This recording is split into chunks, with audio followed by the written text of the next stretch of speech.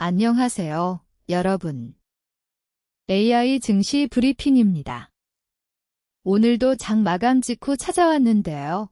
오늘 하루 시장 분위기 한마디로 정리하면 충격이라고 할 수 있을 것 같아요.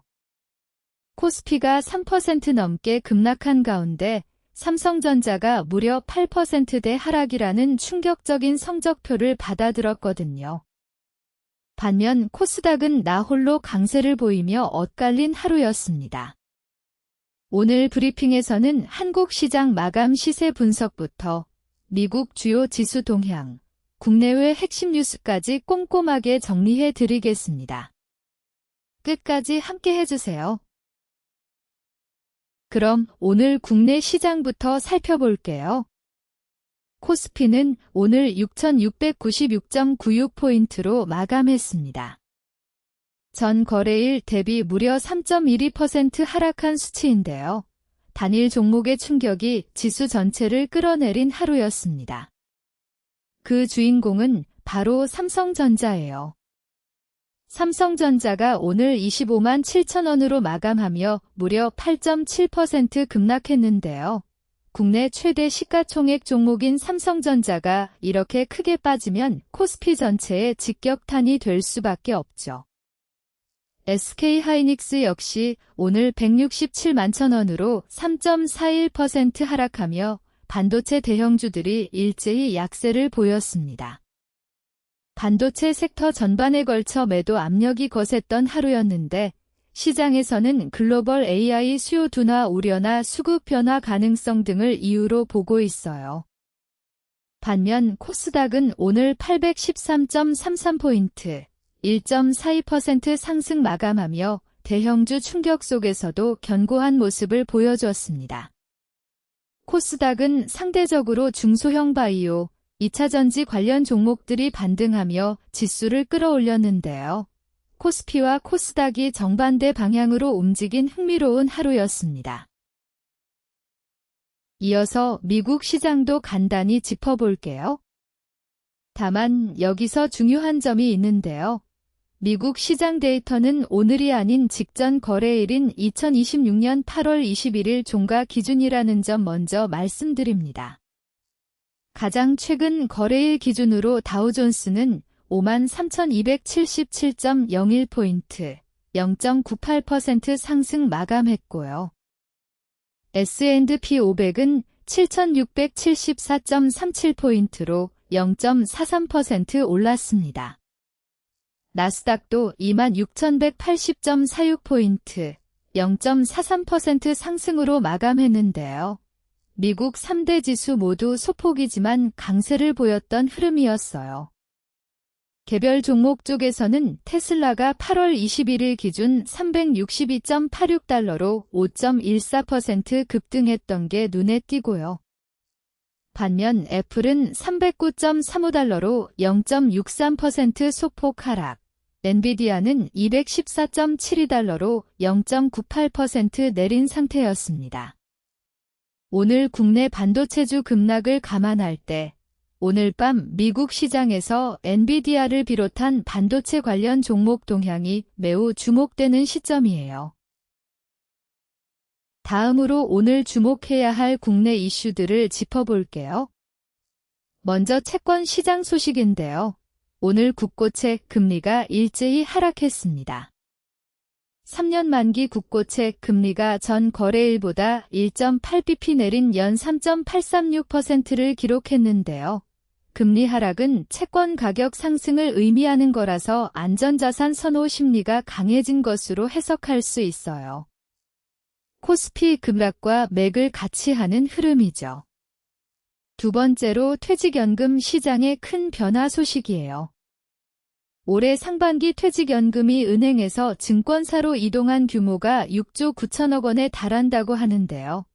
이는 전년 동기 대비 무려 2배에 달하는 수치입니다.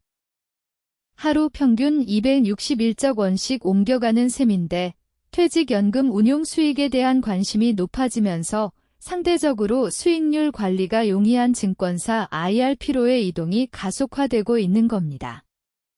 그리고 한국석유공사와 관련된 단독 보도도 있었는데요. 호르무즈 해협이 막힌 위기 상황에서도 국제 공동비축유 90만 배럴이 해외로 반출된 사실이 뒤늦게 밝혀졌고 산업부와 석유공사 관련자들이 주의 경고 처분을 받은 것으로 전해졌습니다. 에너지 안보관리 체계의 허점이 드러난 사례로 향후 제도 정비가 필요하다는 지적이 나오고 있어요. 또한 B&K 금융그룹은 추석을 맞아 지역 중소기업과 소상공인을 위해 총 1조 6천억 원 규모의 자금 지원에 나선다고 밝혔습니다. 부산은행과 경남은행이 각각 8천억 원씩 지원하며 최대 1.0%포인트의 금리 감면 혜택도 제공한다고 하니 해당 지역 소상공인분들께 반가운 소식이 될 것 같습니다. 한편 세계 경제 쪽에서도 주목할 만한 소식들이 여럿 있었는데요. 이어서 살펴보겠습니다. 먼저 미국 연방준비제도 관련 소식이에요. 제닛 옐런 후임으로 거론되는 케빈 워시 패드 의장 후보가 경제적 긴장 신호가 커지는 가운데 투자자들의 불안을 달래려는 행보를 보이고 있다고 파이낸셜 타임스가 보도했는데요. 특히 잭슨홀 심포지엄을 앞두고 패드의 커뮤니케이션 전략에 대한 경제학자들의 비판이 거세지고 있다는 내용입니다.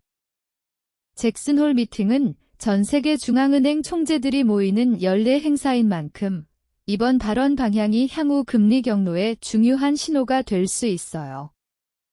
이어서 미국과 캐나다의 무역 갈등 소식인데요. 트럼프 행정부의 대캐나다 관세 부과로 양국 협상이 사실상 결렬됐다는 보도가 나왔습니다. 이로 인해 미국 내 물가가 추가로 상승할 수 있다는 우려가 커지고 있고 내년 중간 선거를 앞두고 정치적 부담이 될 수 있다는 분석도 나오고 있어요. 글로벌 공급망에도 적잖은 영향을 미칠 수 있는 사안입니다. 그리고 패션업계의 빅뉴스도 있었는데요. 초저가 패스트 패션 브랜드 슈인이 오는 9월 1일 홍콩 증시에 상장하며 약 270억 달러, 우리 돈으로 약 37조 원에 달하는 기업 가치를 목표로 하고 있다고 BBC가 전했습니다. 중국 기반 플랫폼이 홍콩 증시를 통해 글로벌 투자자 앞에 서는 것인 만큼 중국 소비기업의 자본시장 전략 변화라는 측면에서도 눈여겨볼 만한 사건이에요. 그럼 오늘 시장의 핵심 포인트를 정리해 볼게요. 오늘 가장 강렬한 화두는 단연 삼성전자의 8.7% 급락이었습니다. 삼성전자 한 종목이 코스피 전체를 3% 넘게 끌어내렸다는 건 그만큼 국내 증시에서 삼성전자의 비중이 절대적이라는 방증이기도 해요. 반도체 업종 전반의 글로벌 수요 전망과 AI 투자 사이클 지속 여부가 여전히 핵심 변수로 작용하고 있는 만큼 오늘 밤 미국 증시에서 엔비디아를 비롯한 반도체 관련 종목들이 어떻게 반응하는지가 내일 국내 증시 흐름을 가늠하는 중요한 바로미터가 될 것 같습니다. 또한 잭슨홀 심포지엄에서 나올 연준의 스탠스도 이번 주 글로벌 시장의 최대 이벤트인데요. 금리 방향성에 대한 힌트가 나올 경우 채권 주식 시장 모두 크게 반응할 수 있습니다. 내일 주목할 포인트는 세 가지입니다. 첫째, 삼성전자의 추가 반등 여부. 둘째, 오늘 밤 미국 반도체주 동향. 셋째, 잭슨홀 관련 연준 인사들의 발언 내용이에요. 변동성이 큰 장세인 만큼 단기 급락에 흔들리지 말고 중장기 관점을 유지하시는 것을 권해드립니다. 오늘 저녁 브리핑 여기서 마무리하겠습니다. 삼성전자 급락이라는 충격적인 하루였지만 코스닥의 나홀로 강세에서 볼 수 있듯 시장은 항상 다양한 면을 동시에 보여주죠. 조급하지 않게 데이터에 근거해 판단하시는 것이 무엇보다 중요한 시점입니다. 여러분의 소중한 자산을 지키는데 오늘 브리핑이 조금이나마 도움이 되셨길 바랍니다. 도움이